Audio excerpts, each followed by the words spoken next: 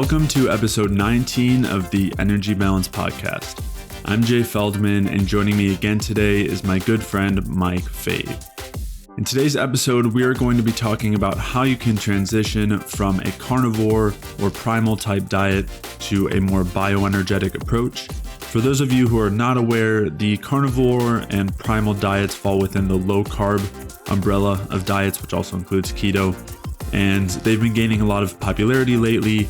And with that, some of the more prominent people within these communities have actually started to transition away from them and towards a more bioenergetic approach. So we'll be talking about that, why that's happening. And we'll also be talking about how you can make that transition seamlessly if you are coming from any sort of low-carb diet to this more bioenergetic approach. And we'll talk through some of the common issues that people have when doing that and how to avoid those issues. And we'll also be talking about why people feel benefits on these diets, why they typically feel pretty good on these different low-carb diets, and specifically the carnivore and primal diets, at least in the short term, but also why in the long term these diets come at a pretty major cost and end up leading to a lot of the symptoms that had brought people there in the first place, including a lack of energy, tiredness, a lot of cravings and hunger and brain fog, a lack of libido and other hormonal symptoms and issues, as well as poor sleep and deterioration of hair, skin, and nails, and all sorts of other inflammation type symptoms or conditions. So we'll be talking about how you can resolve all of these different symptoms and conditions through this bioenergetic approach and why it actually is an effective long-term solution and doesn't have the same long-term cost that comes with these carnivore and primal diets. And as we'll talk about throughout the episode, that cost really comes down to a lack of carbohydrates, which of course have become the scapegoat throughout a lot of the alternative health communities, and of course especially in the low carb communities. So we'll be talking about that and why carbs and sugars are not the devils that they're made out to be, and why they are not the cause for all of these different symptoms and conditions, and how we can actually have a diet that incorporates the right types of carbohydrates and sugars in the right context so that we can actually thrive without needing these sorts of low-carb diets. So to check out the show notes for today's episode, head over to jayfeldmanwellness.com/podcast, where I'll be linking to any of the articles or studies or anything else that we reference throughout today's episode. And if you are dealing with any of those symptoms that I'd mentioned earlier, whether that's hormonal issues, low libido, a lack of energy and fatigue, if you're having trouble sleeping, if you have gut symptoms, whether that's bloating or constipation or gut inflammation, or if you're dealing with constant hunger and cravings, then I would highly encourage you to head over to jayfeldmanwellness.com/energy and sign up for a free energy balance mini course where I'll walk you through the main things that you'll want to do as far as diet and exercise and stress are concerned in order to maximize your cellular energy, which, as we'll be talking about within this bioenergetic approach, is really the key to improving our health. So to sign up for that free energy balance mini course, head over to jayfeldmanwellness.com/energy. Again, I would highly recommend that if you are transitioning from any sort of low carb type diet. And with that, let's get started. So we'll start by talking about what the carnivore diet is, primal diet, and we'll go from there. So basically, the carnivore diet, the primal diet, or the raw primal diet are more or less offshoots of the low carb movement. So for a while, low carb and paleo were really popular, and they still are. And then keto was the next very popular offshoot, which is basically an extremely low carb diet and pretty high fat and moderate protein. And then another kind of offshoot there has been this carnivore diet and raw carnivore, raw primal diets, where basically the idea within carnivore is that you're only eating animal products. Sometimes this is only meats and doesn't include dairy. Sometimes it does include dairy, but that's the basis for it. And then there's the raw primal diet, which is essentially the same thing, but just everything being raw as far as eating raw meat, which is, some of this might be kind of some of a surprise to people who aren't familiar with this, but it is definitely something that's gained a lot of popularity more recently, and is something that a lot of people who have noticed benefits in the low carb or keto community have also found benefits within this carnivore and raw primal type way of eating. And so there's been several people who have kind of made these diets popular. You have Sean Baker, who is one of the main people who had made the carnivore diet popular. And then Primal diet that's like Mark Sisson. So when I'm talking, so Mark Sisson did talk about his as the primal diet, but a lot of times when people are talking about the primal diet, they're talking about Von der Planet's primal diet, which is more of like a raw diet, whereas Mark Sisson's was kind of just another it was just paleo. Offshoot of paleo, yeah. Yeah, it was just paleo. And so there's a little bit of conflicting nomenclature there. But so when I'm talking about raw or the primal diet, I'm talking about that raw primal diet. And so Sean Baker and the Carnivore MD, Paul Saladino, have made the carnivore diets really popular. And then Joe Rogan has talked about the carnivore diet on his podcast, and he had tried it for a little while and was noticing some supposed benefits with energy and things like that. And then I know the Petersons, so Jordan Peterson and Michaela Peterson, have talked about various types of low carb, including carnivore diets, and have really made it pretty popular. And I think Michaela Peterson's is called the Lion Diet or something like that. Okay. Is it much different from just regular carnivore? It's literally just meat and water. It's the same thing. Everybody has their own sort of... I mean, I'm sure there's nuances to her diet compared to Saladino's diet, compared to Sean Baker's diet. Everybody has their own angle to spin on the diet, but the general gist, I think, is relatively similar. Mm-hmm. And both of us have a lot of experience with low carb diets ourselves, and ketogenic diets and intermittent fasting, which are all kind of interrelated within this space. But neither of us have done the primal or carnivore specifically. Yeah, never full carnivore or anything like that. Right. But there are a lot of reasons why people do feel benefits on these diets and feel better in some ways, but there are also a lot of drawbacks, especially in the long term. So let's talk about some of those differences and why some people might feel better when they transition towards this type of diet, and then the cost of being on a diet like this.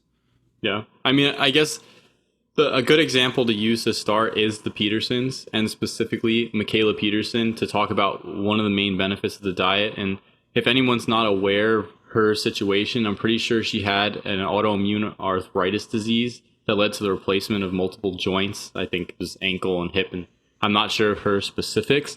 But in talking about that, one of the primary benefits of carnivore or low carb or keto or anything like that starting out is that it has it changes gut health or gut function and things along those lines. And just by getting rid of grains and getting rid of fermentable carbohydrates and different things like that, in the presence of a colonic dysbiosis or small bowel overgrowth of microorganisms, can cause huge benefits for people who are suffering from those.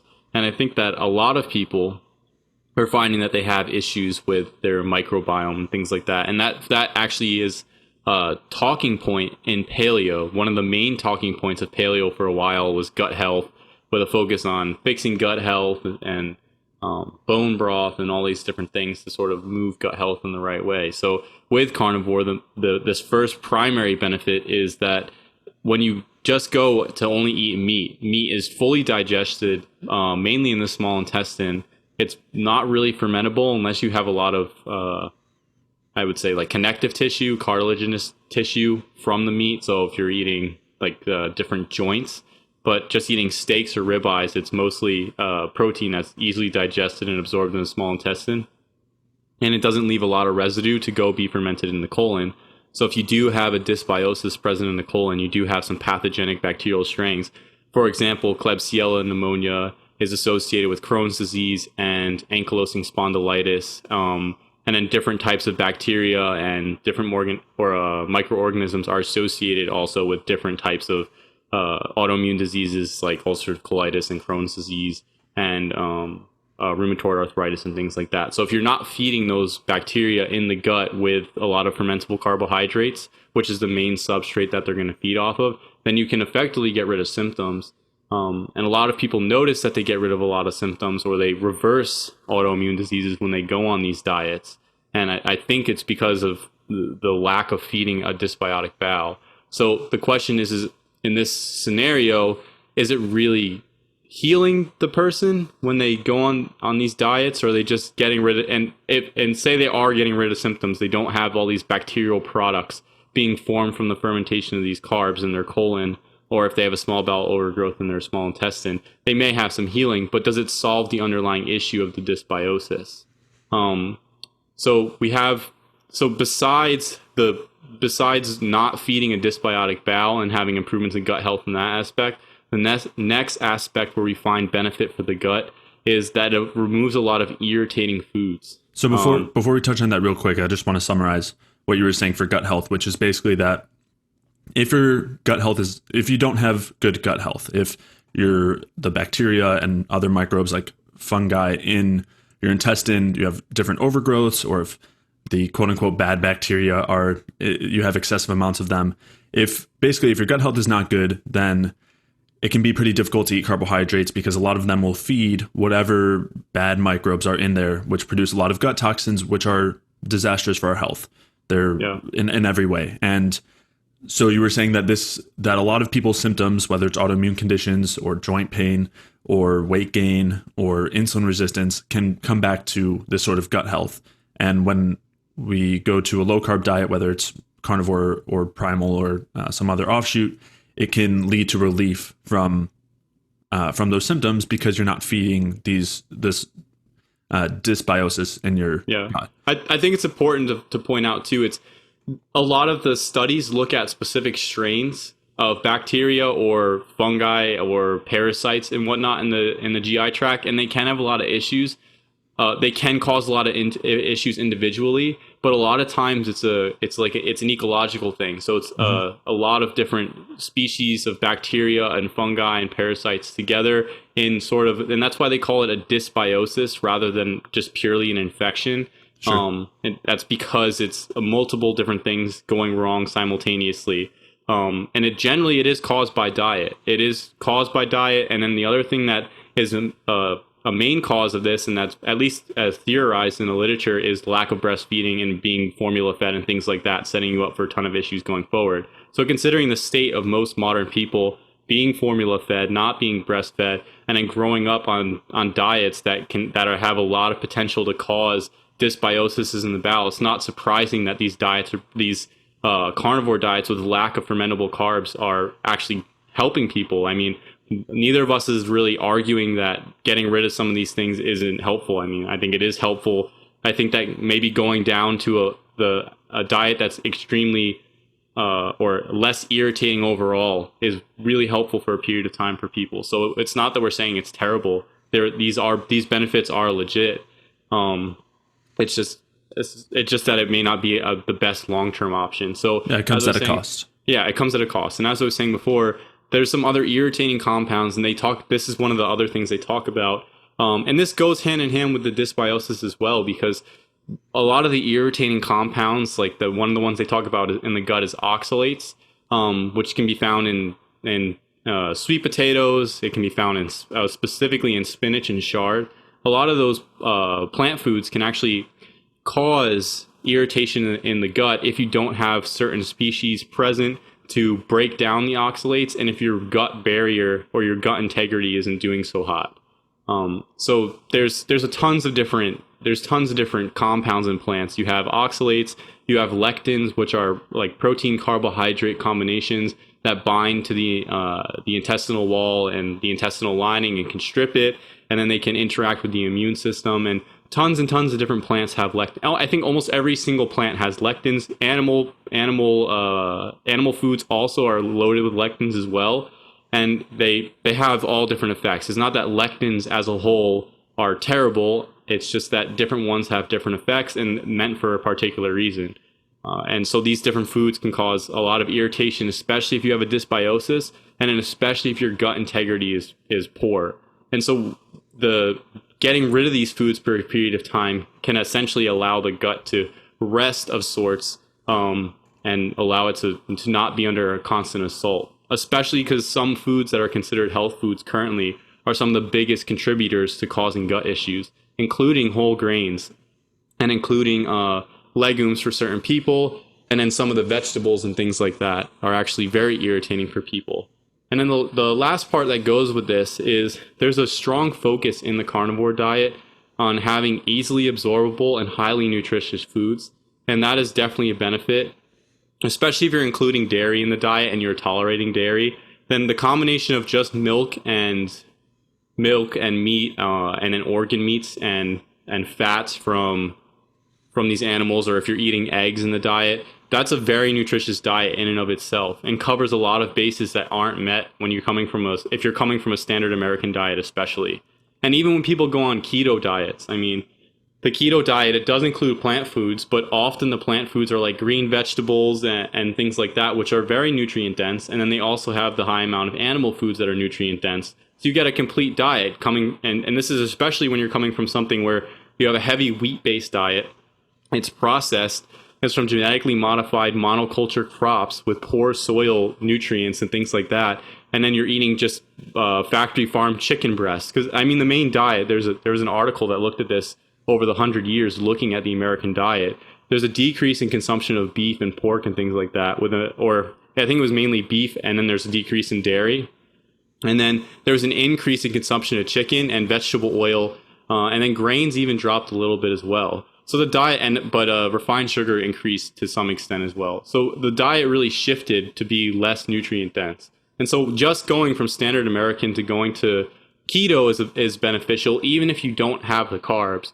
Or if you're going to paleo and you do, but you're low carb and you have carbs, or even if you're going carnivore if you have a serious issue, because you increase nutrients, you get rid of things that are irritating. And then one of the biggest ones is not feeding the dysbiosis. And I just one thing I really want to point out about the dysbiosis, just so that we can solidify what it actually is when you have certain carbohydrate foods. So certain carbohydrate foods are almost entirely absorbed in the small intestine. And these would be things like white rice, especially if it's not cooled, where it can produce resistant starch, and then juices that have a specific ratio of glucose to fructose. But a lot of other fruits or vegetables or even grains and things like that have carbohydrates that make it to the colon, and these can feed these different populations of bacteria. And so when they feed these populations of bacteria, if they are pathogenic bacteria or there's a dysbiosis, then essentially what you'll see is you have a dissolving of the mucus layer in the colon, and then a breakdown of gut integrity. And then you'll have a release of toxic compounds from these bacteria. And the main one that they talk about in the research is endotoxin, which comes from gram-negative bacteria. But there's a whole host of compounds that can be released by these bacteria, and it causes immune activation. And a lot of autoimmune disease are postulated to be related to a chronic infection in the gut from some of these bacteria with consistent immune activation. So it's really important that we keep the gut sealed, and that we don't have a dysbiotic bowel or a chronic infection in the colon or anything like that. And I think that is one of the primary benefits that a lot of people are seeing, specifically the autoimmune component, especially in somebody like Mikhaila Peterson's case, for carnivore diets. Yeah, and it goes beyond just immune activity. The reason for that is because these toxins produced from the gut directly interfere with our ability to produce energy on the mitochondrial level. And that directly causes inflammation, which leads to these sorts of autoimmune states, this stress state. And so removing those things leads to a lot of relief there. Yeah. And I would say that this is one of the main things that inhibits our ability to produce energy, which is really the foundational component to our health, which we'll briefly touch on. But yeah, that was a good summary. We have had a few episodes talking specifically about gut health in more detail, how different foods interact with our gut, which ones are ideal. And so I'll link to those. But yeah, so the point being there that there are several important, significant benefits from removing carbs from the diet, whether it's a low carb or keto or carnivore. And sometimes, especially with something like carnivore, because even if you have some of those leafy greens in your diet and you're just doing low carb or you're doing keto, and you have some other vegetation in your diet, for people who are even more sensitive, those things can still be irritating. So The point being that the main benefits from the carnivore raw primal diets are nutrient density and a relief from inflammation and gut and health disrupting factors from our gut. So those are kind of the most important things, and they are benefits, but they come at a pretty big cost. And again, this is in many ways much better than the conventional diets, because the types of carbohydrates that most people are eating are grains, or and typically improperly prepared grains, unripe fruit, a lot of processed foods. That's a huge one. Right. And so these come with a lot of problems that are separate from the carbohydrates themselves. And when you're in the low carb community, there is this grouping of all carbohydrates as being the same. And because of that, all carbohydrates are not only not ideal, they're like the worst thing as far as health is concerned. But in reality, in the same, we talked about, these diets being pretty nutrient dense. There's a huge nutrient that they're missing out on, and that is carbohydrates. Yeah. And we've talked about this in detail in several episodes, so I'm not going to dig into it too much, but I'll at least give a brief overview. Before you continue, I do want to say that a lot of people find this stuff to also be self-evident for themselves and form a confirmation bias, because when they do eat, after they go on these diets and they eat carbohydrates, they tend to get symptoms. Right. But it really depends on what carbohydrates you're eating and how much when you start. So if you have a dysbiosis and then you go and you start eating potatoes again or pasta again, or you start eating certain fruits again that can irritate your gut, or that have fibers that reach the colon that can cause issues, and then you start getting symptoms, the question is really, what carb sources are you eating? And when I talk to people and they're telling me they're having issues with carbs and things like that, the first thing I always ask is, what carb source are you eating? Because people say, oh, I'm only eating pasta. And then they start to get issues with it. And then it's like, okay. And then, oh, I'm eating whole grain bread, or I'm eating this or I'm eating that. And they start to get symptoms, or they start to get weight gain. And then they start to wonder, oh, so maybe it is just the carbs. But there's other things in the food besides carbs. There's different types of carbs. There's fermentable carbohydrates that we can't digest. So it really is important to ask, what carbs are you using? And when we talked about later, when you're starting to transition off a carnivore diet, using the right carbs to start, especially if you went into the diet with some sort of autoimmune disease or gut dysbiosis, it's important to use ones that aren't reaching the colon to start while you're trying to build things and get things going in the right direction. Yeah. And we'll touch on that as we get there. It's a nice sneak preview. Yeah. So let's first, before we talk about that, now that we've kind of tried to at least shed some of the assumptions around carbs, I would say that carbs are, I don't want to say more necessary or more, they're one of the main determinants of the quality of our environment. And as such, when we don't have very many carbs, it signals that our environment is not ideal, and it mimics essentially a starvation or famine type state. And this is shown throughout the research. This is part of the reason why intermittent fasting and ketogenic diets and all sorts of low carb diets are encouraged, is because they mimic this fasting type state, but you can actually eat at least some food, which is nice. But the short of it is that we don't actually want to be mimicking that state, because what happens in a stress state, a famine state, a starvation state, is that all of the processes inside our bodies that require energy are essentially downregulated, where when our bodies don't have enough energy available in something like starvation or a famine, they need to make sure that they can conserve as much energy as possible and hold on to as much fuel or store as much fuel as possible so that they can survive in the long term.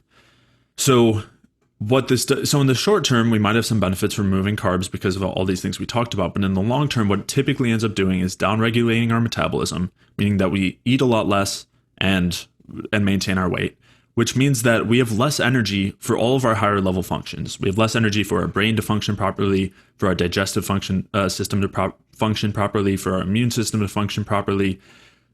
And again, all of these things require energy. And so when we're basically tricking our bodies into thinking that there isn't a lot of energy available, it comes at this major cost. And that's, I would say, the like kind of largest 30,000 foot view of the importance of carbohydrates, but in a slightly more specific sense. When our blood sugar drops, because we're not eating carbs, it causes the release of stress hormones to maintain that sugar, because that sugar is needed for our brains to function. And when you're on a ketogenic diet, our brains will use some amount of ketones. But in order to get to the point where they're producing ketones, it requires first this drop in blood sugar, an increase in the stress hormones that raise blood sugar, which at first is glucagon and then adrenaline and cortisol. Those are the things that drive ketogenesis. And they also drive gluconeogenesis, which is the production of glucose from protein. in order to supply some amount of glucose. And these stress hormones, especially in the long term, come at a cost. They basically are the mediators between our environment and our adaptation that allows us to downregulate our metabolism. So these are the things that decrease thyroid hormone production and conversion. They decrease the production of reproductive hormones. They also directly inhibit our energy production. In the short term, again, they can stimulate it, but in the long term, they've been shown to reduce it. And you see this with prominent carnivore, keto, low-carb people posting some of their lab results online. You see sort of crappy thyroid panels and androgen levels that are at the bottom of the range. Even prominent doctors in the sphere have posted results like this. So it's not, and this is like documented in research as well, especially for even in things for like intermittent fasting. They see decreases in androgens and thyroid hormone and things like that. So, I mean, this isn't speculation. This isn't like just theory. This has actually been shown. Mm-hmm. Yep. And I'll link to previous article or previous podcasts and also a bunch of articles that I've written dealing with this with all of those references. So people can take a look. So that's kind of the general process of what happens when we aren't eating carbohydrates, is that it ends up downregulating all of these systems that we want to be functioning optimally. And in the long term, it deteriorates our health. And people notice it when they're on these diets for a long period of time. A lot of times they feel really good in the beginning. And then over time, they notice that their hormonal health deteriorates. Their libido is gone. They can't sleep well.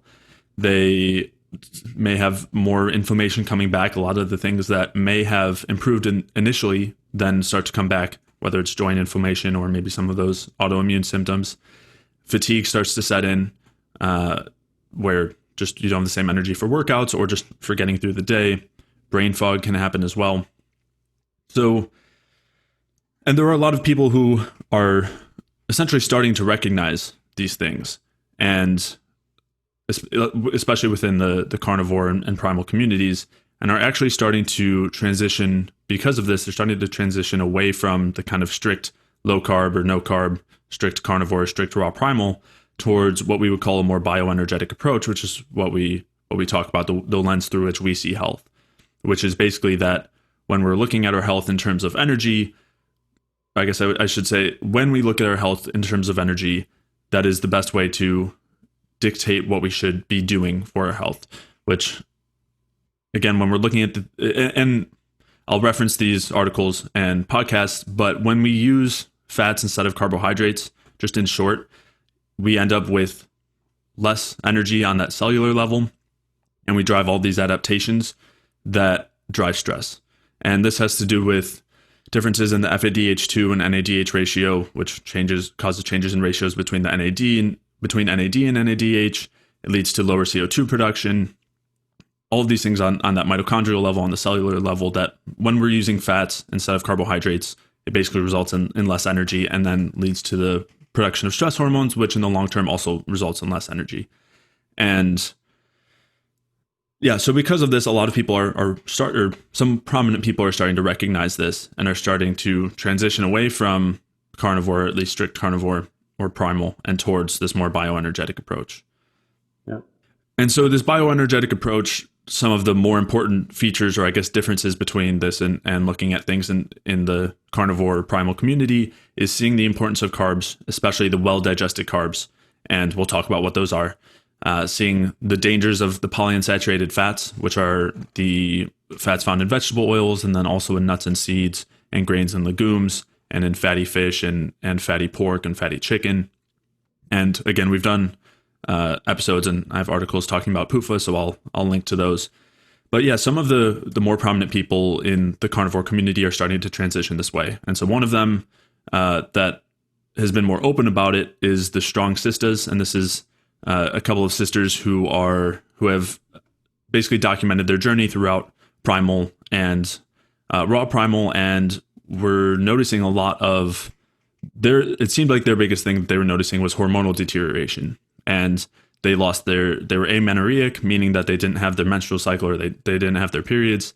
And that was one of the main things that led to them trying to introduce more carbs. And they've been talking about how, since finding this approach, they've also noticed that a lot of other things have been changing as well. So I do know that they've at least one of the sisters, I'm not sure about both, has talked about how she actually did get her period after about 4 months, which is pretty great, and definitely not something that's uncommon. I've seen a lot of clients who are in a very similar place and have had a lot of menstrual symptoms and sometimes are amenorrheic and then are able to restore that cycle. So she's definitely not an anomaly there, but it is an important thing to consider. And then they've also talked about how not only are they noticing improvements in their hormones, they're also noticing that they have a lot more energy, that their cravings and hunger have improved dramatically, and that their relationship with food has changed dramatically, which both Mike and I experienced as well when we transitioned away from low carb. And for us, when we were on the low carb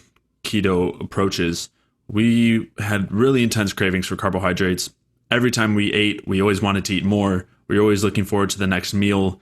We always had our eyes on the clocks or on our phones as far as when we were able to eat next. And you're never fully satisfied. Those cravings for more food and specifically for carbohydrates are just there always.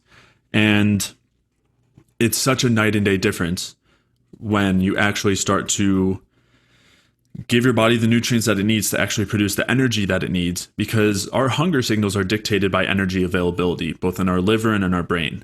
And when we're eating enough carbs that we digest well and that we have the nutrients to properly process and produce energy from, our hunger signals actually turn off.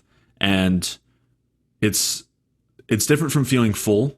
So a lot of times when we think, when you aren't in this place and you think of being satisfied, you just think of being physically full. But for a lot of people, when they're physically full, they can still eat or still want to eat a lot more, but they kind of stop themselves or it's uncomfortable, as opposed to actually being in a place where you can be not even full and be satisfied and not want to eat whatever it is that's in front of you or have cravings for donuts or candy or cookies or ice cream, even when you haven't eaten those things. And so it's a really incredible difference. But that was something that they had said that they had noticed. You were talking earlier about labs as far as thyroid and reproductive hormones go.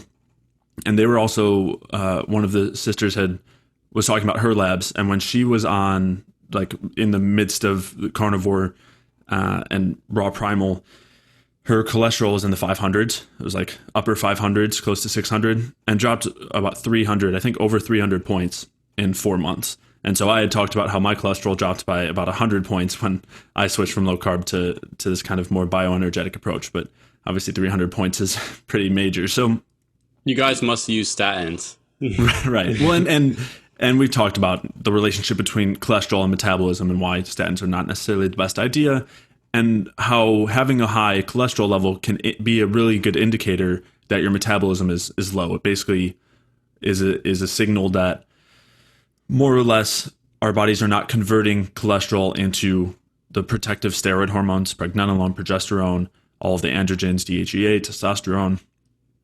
And because of that, essentially the cholesterol levels are increased to try to force that conversion, which that conversion requires thyroid hormone, meaning that it requires an active metabolism, because our thyroid and thyroid hormones are the main regulators of our metabolism. So this is just, again, another indicator of that. Both of us have also talked about, and also, again, going over the labs from one of the sisters, she was saying that her markers of inflammation were all about the same. No signs of insulin resistance. Her fasting blood sugar had actually dropped several, it was maybe from around 90 to around 80.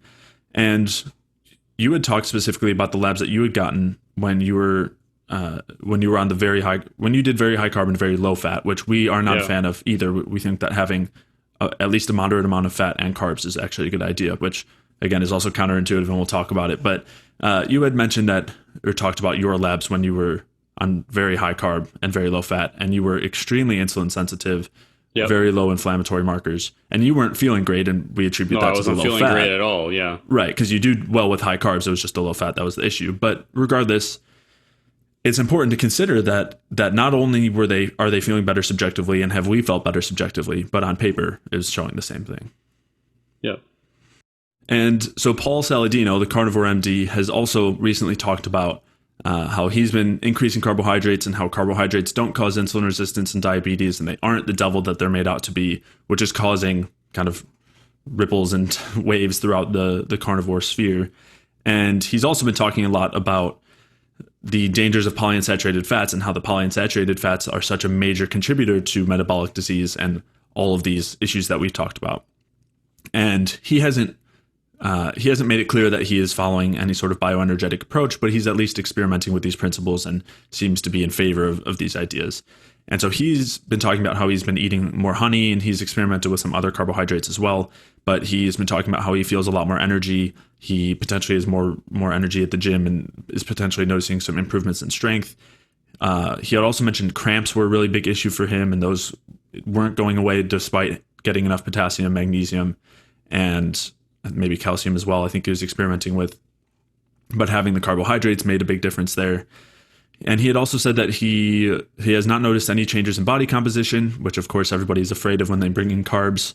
And he's been using a continuous glucose monitor and seeing that he does have a blood sugar spike when he eats the carbs, which is expected and is normal. Yep. But it comes down, it's not too high, and it comes down pretty soon after, meaning that he's using those carbohydrates well, meaning that the carbohydrates are going into the blood and then getting distributed throughout into the muscles and to our brain and wherever else that's using them, and using them efficiently so that they keep taking them out of the bloodstream. And the main issue with, and I'll kind of circle back because we didn't mention this earlier, but some of the concerns as far as bringing in carbs, specifically sugars, is fructose.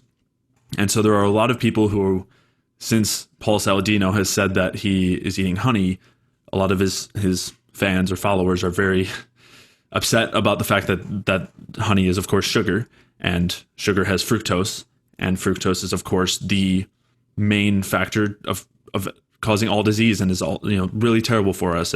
Or proposed main factor. Right. So yeah, exactly. And so we've dug specifically into why fructose is not the bad guy at all, and is actually kind of a good guy. Especially in combination with glucose. Right. Exactly. So, and that's kind of what you're alluding to, is that a lot of the research is on fructose alone. And when we eat fructose alone, it isn't digested and absorbed very well, which causes increases in gut toxin production and all sorts of inflammatory markers. And that's a major thing responsible for all of this research that's supposedly anti-fructose. There's several other factors as well, which has to do with the difference between rats and humans and how rat livers have a very low capacity for handling fructose compared to ours. So there's several arguments there that really don't hold true. I've written several articles talking specifically about this, and we've talked about this in other podcasts as well. So I'll link to all those. But the point being that fructose is actually a good guy rather than a bad guy, and helps to support us metabolically, helps to increase the energy production specifically in our liver, which, as I talked about, is a main factor in relation to hunger, and is also the main source of carbohydrate for our brain, because our brains can't store carbohydrates, so a lot of that carbohydrate is stored in our liver, which then gets released as needed to our brain. It also helps to convert the thyroid hormones into the inactive to active thyroid hormones, and helps to detoxify so many of the problematic compounds that we're exposed to, including toxins from our gut, which is all dependent on liver function, and fructose is really good at improving that because it's such a good energy source for the liver. So that was just kind of an important side note, but I don't remember where I left off earlier in talking about Paul Saladino's experiences. Oh, he was saying that he was having as much as 70 grams of honey in a meal, which for us is not that big of a deal. 70 grams of sugar, yeah. Right. But if we were low carb and hearing that, we would definitely be feeling like that was blasphemous. And yeah, a lot of the comments on his videos have been suggesting that. They've been basically saying that that honey is the equivalent of sugar, and sugar is the equivalent of heroin because of how addicting it is. And this is the main cause of metabolic syndrome and insulin resistance. And there's a few other ideas that are being thrown around about sugar addiction, where maybe this is fine for him because he doesn't have sugar addiction, but other people do. And so for them, it's not okay. And we've talked about this idea before, and so I'll link to that. But the idea of sugar addiction, we would both kind of argue is really not sound. It's more or less nonsense. And when we've talked a little bit about hunger and the relationship with energy, and I'll just leave it at, if we are doing the things that help to support us on that energetic level and lead to high levels of energy. And again, when we're talking about energy, we're talking about physiological energy on that cellular level. A lot of times that means ATP. And when we have enough ATP in the liver and brain, our hunger signals turn off. So if you are noticing that you have sugar cravings or sugar addiction, what that really is just a signal that your body is in need of energy, and sugar is our ideal source for that in many ways. And you're essentially sugar deficient. So we've talked about that in more detail in previous podcasts, and I think it is important to point out, though, that when a lot of people talk about sugar addiction, and we've talked about this previously, they're talking about an addiction to refined processed foods, and not necessarily an addiction, but cravings for those foods are also like can be understood because they are manipulated to be extremely palatable and to create cravings and things like that, because they're combinations of sugar, fat, salt, everything that your body basically wants.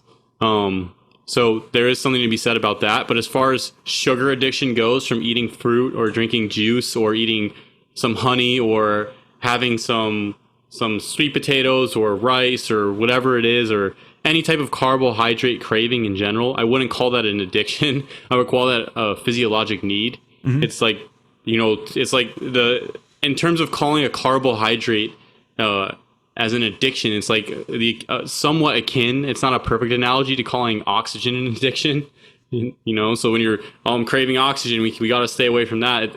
That's not necessarily how it works. I mean, carbohydrates are a necessity for functioning optimally. And I know a lot of carnivore and keto people like to say, they're not essential because our body can make it. But it's like when you look at the processes of how the carbohydrate is created by our body, when we don't have enough carbohydrate coming in, it is at the expense of our own tissues.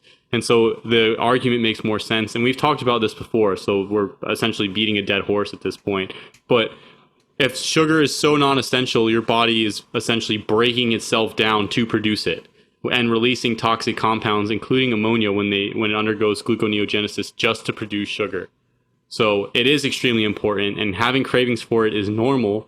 Having cravings for hyperpalatable food from the industrial industry or the industrial processing and things like that is a different story. That's a completely different story, and I think it's important that we point that out, because when you say, "Oh, I'm craving Oreos. I'm so addicted to Oreos," it's like there may be a reason why you're craving Oreos specifically that is meant to be that way. Yeah, so, and the palatability isn't an issue. It's something to consider, but if we're not saying that we should be avoiding hyperpalatable foods. We do think you should be more or less avoiding Oreos not because of the palatability issues, but because there are a lot of things in there that are not ideal for our health.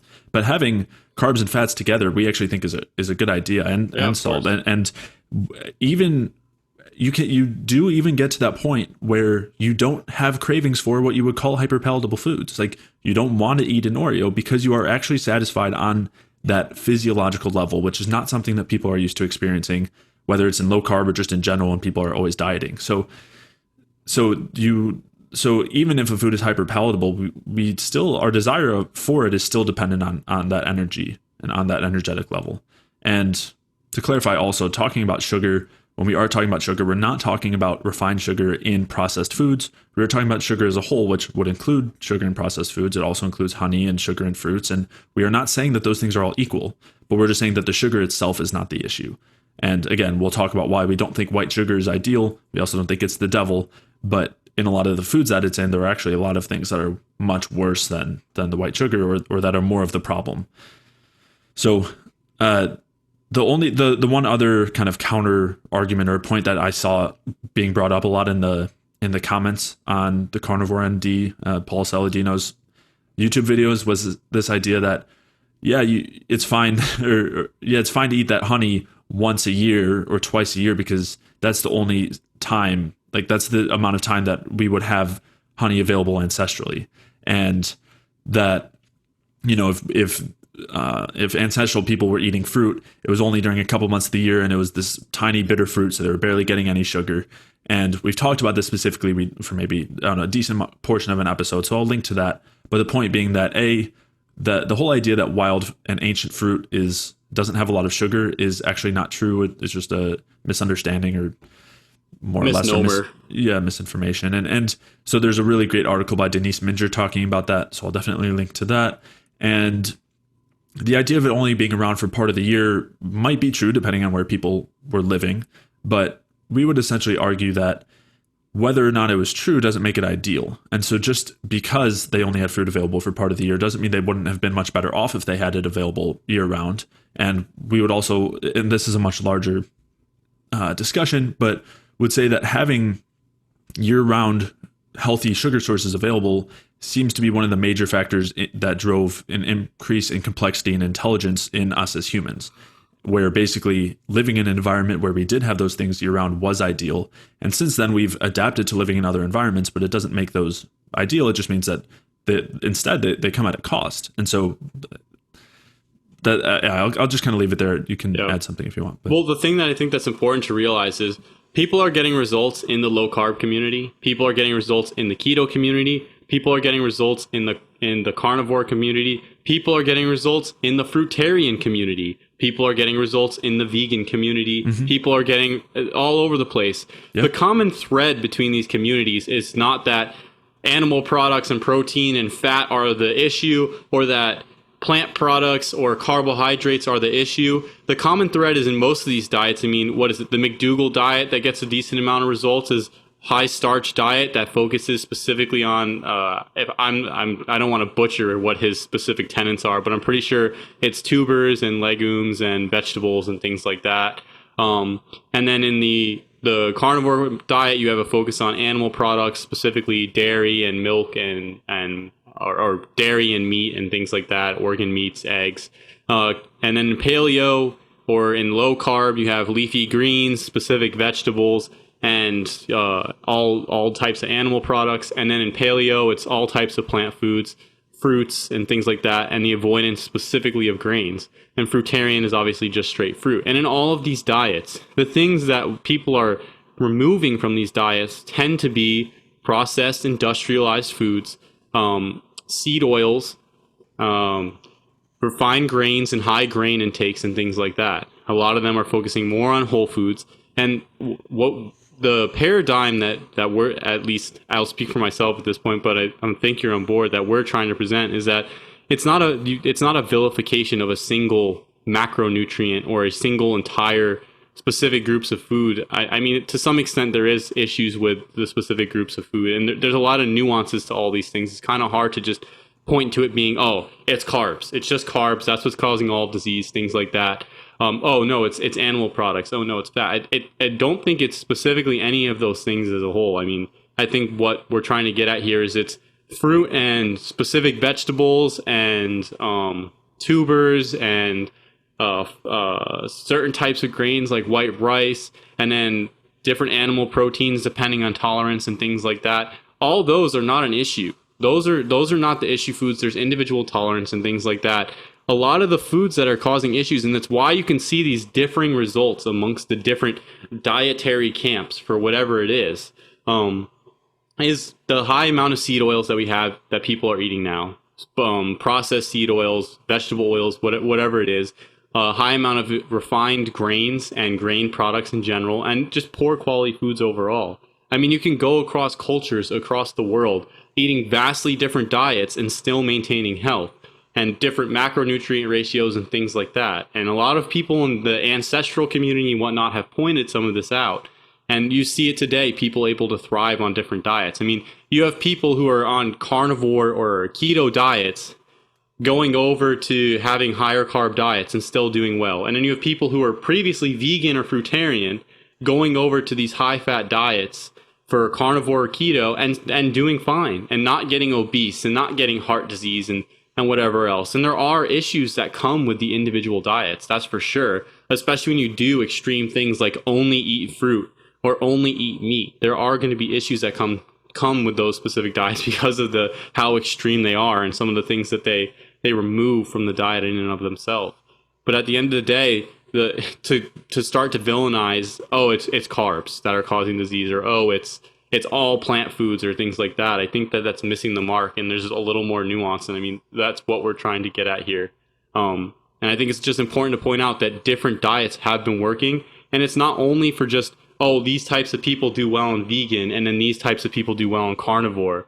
You have vegans going to carnivore and doing okay, doing well, thriving. I mean, and it doesn't mean that I don't think that carnivore is the direct answer, but I think it points to the flex to some extent of what the range that the body can tolerate. And then now the point is what's more ideal and what are the contexts that are allowing the different diets to have their differing effects and things like that. Yeah. Yeah, I would clarify that, at least from my view, it almost sounds like, and I don't think this is what you're saying, so that's why I want to clarify Uh-huh. that. It almost sounds like you're saying, as long as we're eating whole foods, it's fine. Everything in moderation. Just make sure you're not eating the processed industrial garbage that's out there. And of course, I don't think most of the processed industrial foods are a good idea, but there are definitely within the whole foods. We do not think that they're all created equal either, and think that there are a No. lot of issues with a lot of whole foods too, and with certain types of plant foods for sure, and with certain animal foods potentially as well. Yeah. Yeah. And so it's I agree. I agree that vilifying carbs is definitely not the answer, but I don't think that it is not the answer just because it is the vilifying of what we call a nutrient. I just think it's not the answer because when you look at it physiologically, it as a nutrient plays a major role in optimal health, Yeah. and there's a huge cost to not eating them. Yeah. I'm not trying to make the argument because I see a lot of people make, oh, just eat whole foods and you'll be fine. And I also don't think that that necessarily works for people either. That's why I point out that there are nuances to a lot of these things. And what really comes down to what the underlying thing at the end of the day is what makes physiologic sense.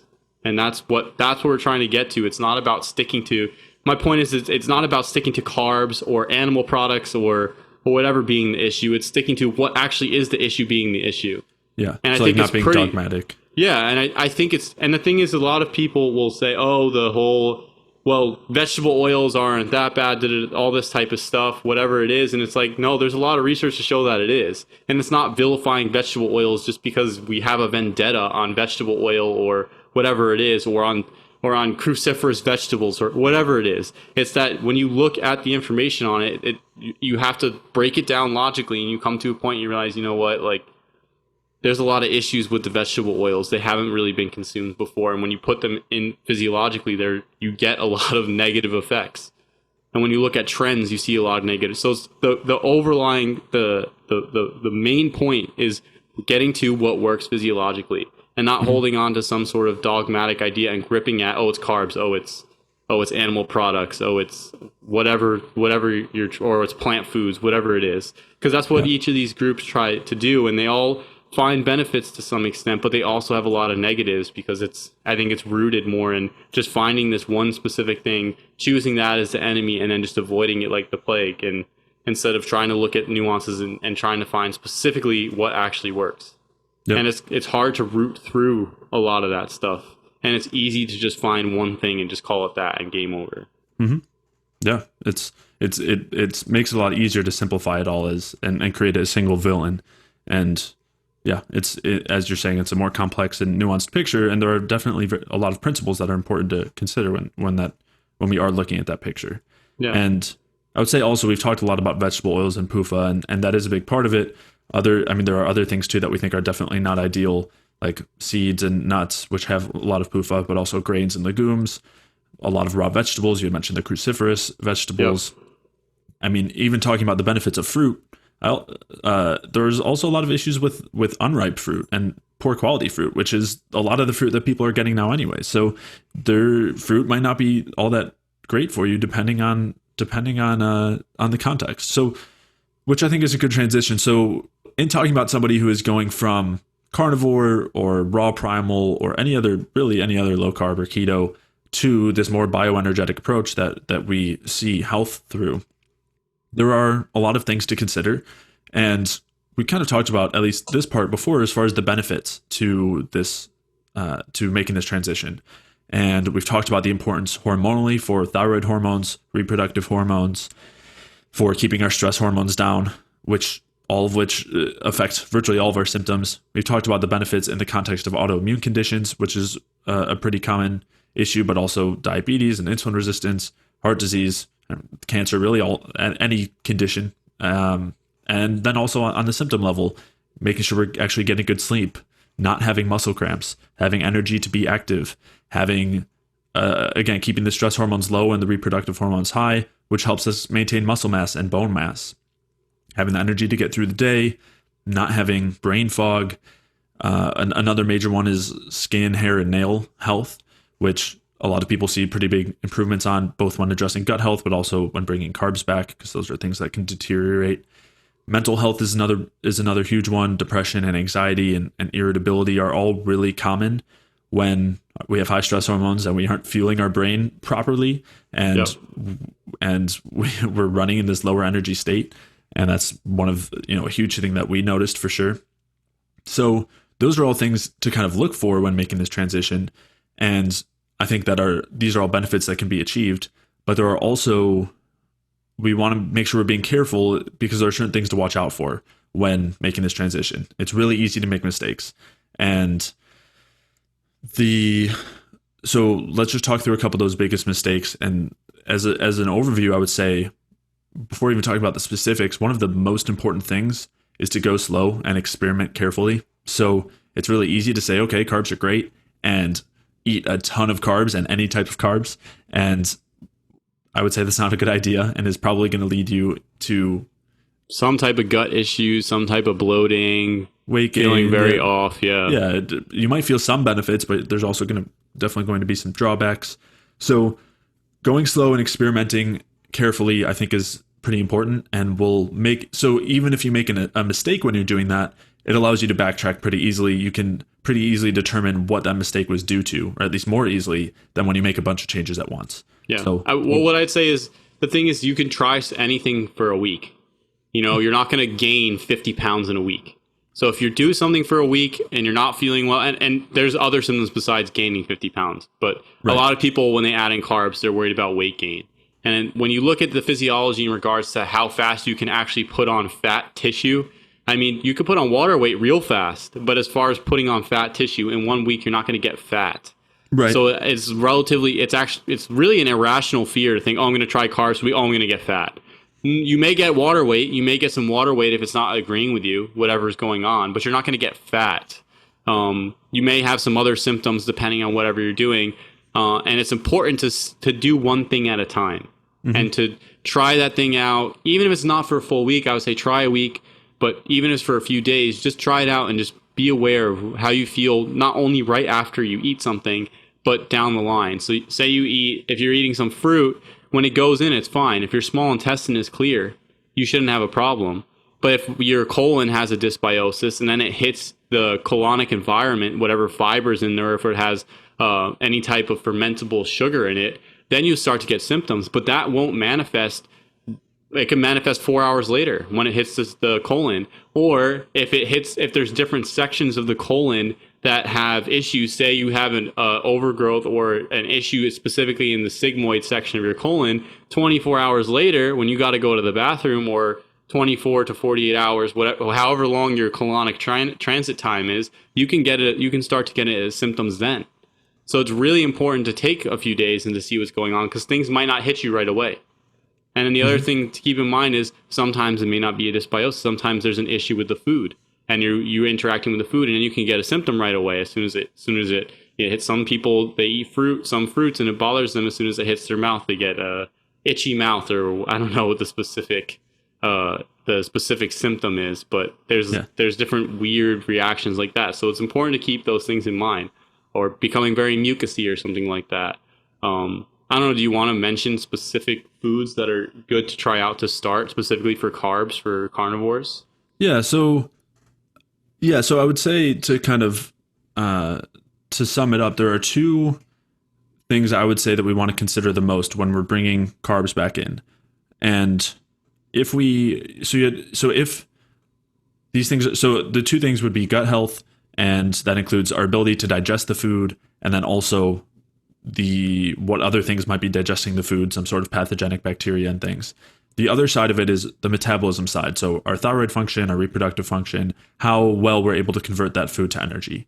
And that can be dependent on gut health as well. But on the other side too, if you've been in a stress state for so long and your metabolism has been depressed for so long, it can take a little while before it catches back up and actually starts to use the food that you're taking in, the fuel, and convert it to energy as opposed to storing it as fat. So those would be the two main components that I would be considering when trying to add in something like carbohydrates, and seeing which ones are ideal is looking at it through those two lenses.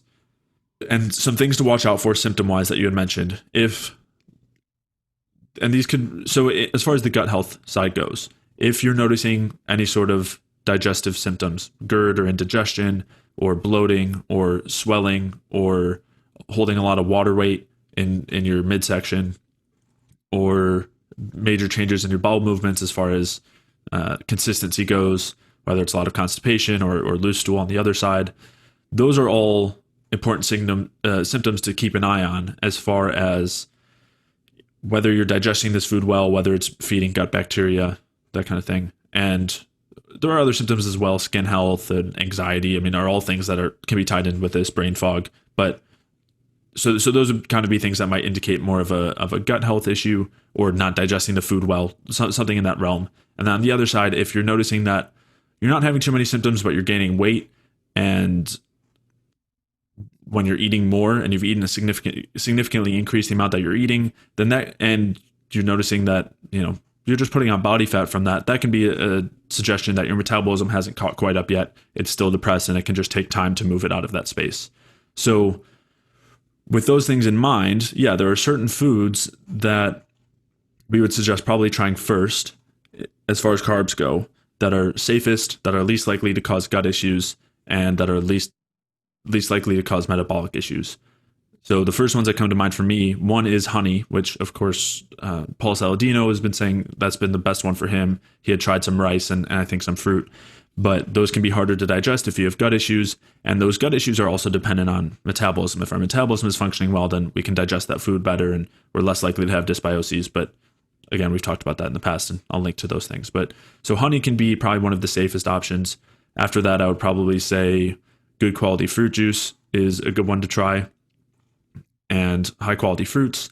And then I would say potatoes, sweet potatoes, and all different forms of the potatoes and sweet potatoes. So a lot of times the easier ones to digest are the smaller varieties of the potatoes, not the russets, but the like the new potatoes, the red or yellow ones, or purple potatoes. And then sweet potatoes, same thing. Some of the you can do the regular sweet potatoes, or like the Japanese ones, or the white ones, the purple ones. There's all sorts of different types, but those would be kind of my first go-tos. And then white rice can be okay as well for some people, but for the most part, sticking to more of those sugars are easier to digest. I would suggest starting with those sugars first: honey, fruit juice, and high quality fruits, and that can be frozen fruit as well, as opposed to starting with those starches. But the starches are still, some people do better with the starches, so it's not quite that clear cut, but that would kind of be the general things I would look to as far as bringing in carbs. What do you think of that? Yeah, I agree. I think that white potatoes and white rice are a lot easier to digest for most people than sweet potatoes. And I would put, at least in my experience, because the sweet potatoes do have fermentable carbohydrates in there, whereas the white potatoes and white rice don't really have them, especially if they're not heated and then recooled, which forms resistant starch. And then as far as specific fruit juices, a lot of people will try out apple juice first, and I think that that's a bad idea. Yeah. Because the apple juice is a high amount of fructose relative to glucose, and it also has a high amount of sorbitol in it, which is a sugar alcohol. And so that can actually cause bloating, gas, and diarrhea because we don't digest all the fructose and sorbitol, and then it hits the colon and it forms an osmotic laxative, and it causes a bacterial explosion of fermentation. So I think that the best juices to start with, or the best ones in my experience, are and they should be 100% juice. Mm-hmm. Concentrate or not from concentrate is the best, but if you're going to go with concentrate because of the cost or whatever, I mean, it's not going to kill you. It would be a good quality orange juice, which tends to be the cheapest and easiest to find. Relative to other juices. Within orange juice, it'll be one of the more expensive orange juices. Yeah, but orange juice, as far as fruit juice goes, is one of the easiest and cheapest to find. Mm-hmm. Then the next one, it would be pineapple juice. That one actually digests easy for a lot of people, in my experience. Another good one could be like a clear grape juice. Usually the dark purple grape juice has actually like a pretty potent effect in my experience. Whereas the white grape juice or the green grape juice, whichever one it is, those ones tend to not be as potent and still give a pretty good effect. So those would be the first three that I would try. The reason I choose these is because they have a 1-to-1 fructose to glucose ratio, and they don't have any fermentable carbohydrates in them or sugar alcohols like pear juice or apple juice has. The bad thing about most juices, though, is since pear juice and apple juice is one of the most widely produced and cheapest, most quality juices, or I guess in this case, non-quality juices, are cut with those juices. And then you can get symptoms from those. And then additives to juices can also cause issues for people, like citric acid or ascorbic acid, or though some of the really bad ones have different preservatives, and those can irritate you as well. And just in my experience, having just like a quality pineapple orange juice won't give me symptoms. But if I try a crappy orange juice or a crappy pineapple juice with some additives, I can get stuffy nose and feel a little bit off with them. So it really is important. The quality of the food is really important. And then as far as honey goes, some people really do tolerate it. I think the lighter varieties give people less symptoms than the super dark varieties. You know, everyone goes with the super dark ones because, it's more plant compounds, more polyphenols, whatever. But at the end of the day, a lot of those compounds can be irritating to people. And lot of those...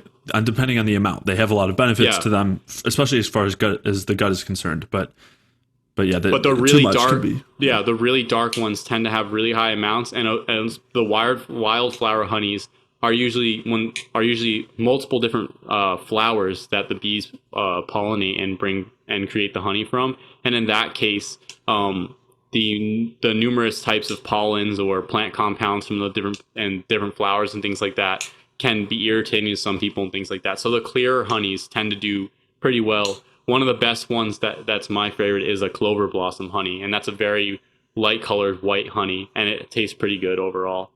Yeah, I mean, those are all really good points as far as all of those things go. A couple of things I would add, as far as juices and fruit goes, organic is typically pretty important. There's some good resources there, but a lot of that's in terms of pesticides that people are concerned. But beyond the pesticides, the ones that are organic are grown in typically much better conditions. And because they can't use the pesticides, the soil quality is often different. They're higher in nutrients. Typically, they're higher in they're sweeter, and they have higher amounts of sugar is one of those nutrients compared to a lot more of the acidic components, which can be problematic.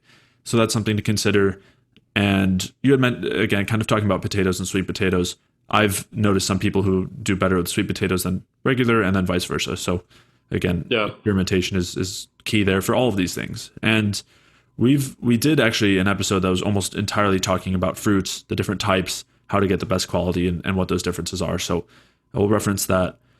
But I think overall, those are the main things that I would want to consider, at least in the beginning, when making this transition from any sort of low carb, keto, but especially carnivore and raw primal towards this sort of approach is going slow and steady, starting with one thing at a time.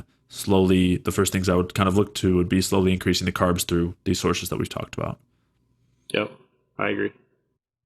All right, that's going to do it for today's episode. If you did enjoy it, please leave a review or a like or a comment, or if you're listening on iTunes, if you could leave a 5-star rating, I would really appreciate it. It really does a lot to help support the podcast.